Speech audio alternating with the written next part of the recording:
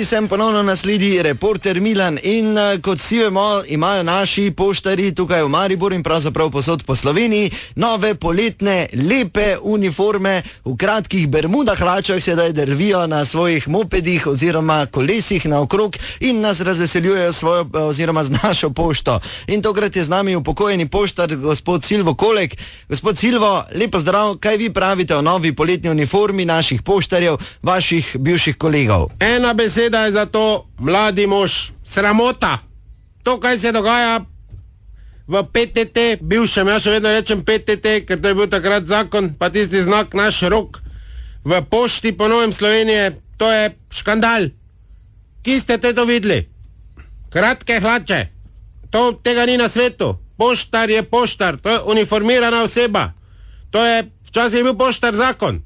Jaz, ko sem pošto nosil v tiste brege gor, kaj z biciklom, s pesom, kaj me gledate? S pesom smo šli takrat po tisti iz termina, pa s težko torbo, ker so si ljudi hrano pošiljali po pošti, pa so mogli lest.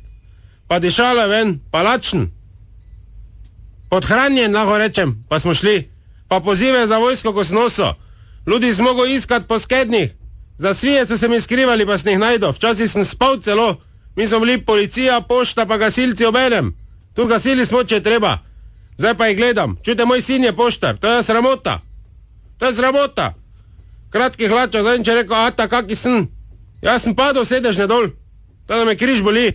Kaki si. To te suhe kosmate tace, črne zokne, pa črne šuhe, pa to te črne hlače. Tuj, sem rekel. Tako si daj dolge gor nazaj. Vse to ni res, kaki si.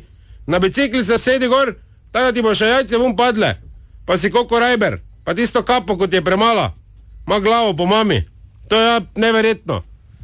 Tega ni. To je sramota, vam rečem.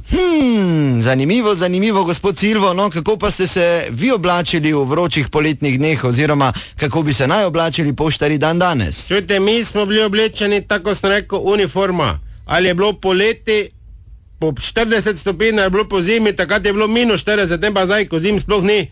Pa to ta gama, to ti ceki, pa vse preživi, pa muhe, da je tega puno. Mi smo bili, pravim, poleti ali po zimi, celi v ledru. Leder je bil, ledratna kapa, ledratne rokavice, po zimi smo imeli škorne, poleti pa ledratne šuhe. In to ni bilo kaj. Šuhi so bili tako močni, da zok nismo rabili nositi. To nisi nič smrdel spodje, to je vse dihalo. To je bilo iz debelega ustnja, pa tako se je videlo, poštar gre nadaleč. Ali je bil sonce ali dež, se poštar sveto, ko je šel. In torba je bila pa iz rjavega boksa, ustnja. To je bilo vse. Tako da pošto, ko si dal vun, je dišala po koži. Tak mora biti poštar oblečen, ne pa zdaj, lepo vas prosim, kak so gor naredi. Ko razcapanci neki, pa tote letne uniforme, tote plave srajce, da jih sram ni. Pol pa so še pobriti, niso po prsih, pa jim celi šop dlak vun gleda. Kaj je to? Ko neka razpuščena ukrajinska vojska. To ni način. Naslednji zbor, ko grem, ne vem, kdo je direktor PTT ali poštar, kaj bomo svoje povedal. Poštar mora biti drugim zgled mladim.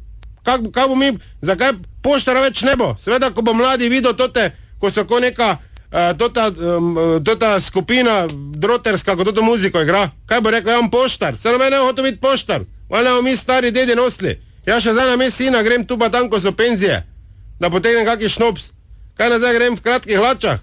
Horka Madonna. Ja, to je bila še ena resnica. Do jutri ne pozabite, resnica ni plenica, pa vendar marsikomu smrdi.